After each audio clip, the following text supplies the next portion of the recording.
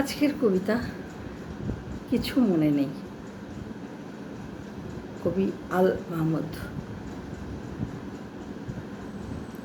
আমার কবিতাটি শুনে আপনাদের যদি ভালো লাগে তাহলে আমার চ্যানেলটা একটু সাবস্ক্রাইব করে আমার পাশে থাকবেন এবং পাশে বেল আইকনটাতে প্রেস করে অলে ক্লিক করে দেবেন, যাতে আমি যখনই কোনো ভিডিও পোস্ট করি আপনাদের কাছে তার নোটিফিকেশান পৌঁছে যাবে। প্লিজ একটু সাবস্ক্রাইব করে দেবেন প্লিজ।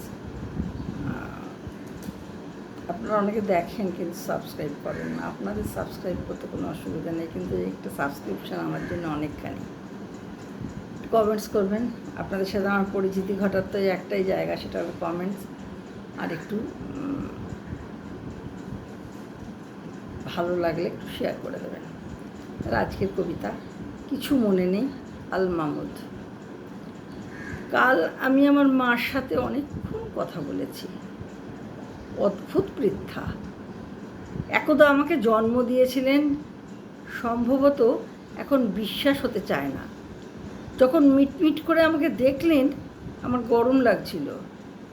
আমি বললাম, চলো মা, আমরা একটু চা খাই। বুড়ি হেসে তসবিহ টিপতে লাগলেন। তোর যেখানে জন্ম হয়েছিল মনে আছে? নিম গাছের নিচে ছনের চালায়। সে রাতে আমাদের এক ফোঁটা চাও ছিল না। আমি কাপটা নামিয়ে রাখতে রাখতে বললাম, না মা, কিছু মনে নেই। প্যাঁচার ডাকে আমার ভয়, এদিকে তোর কান্না, ঘরে নেই পুরুষ, তোর বাপ গেছে চরের ধান পাহারা দিতে। কে যেন আজান হাঁকলো, হাজি শরীয়তের মতো গলা। ধাই মেয়ে তোকে দোলাতে দোলাতে বললো, বলো ল্যাংটা, তুই কোন মসজিদে যাবি?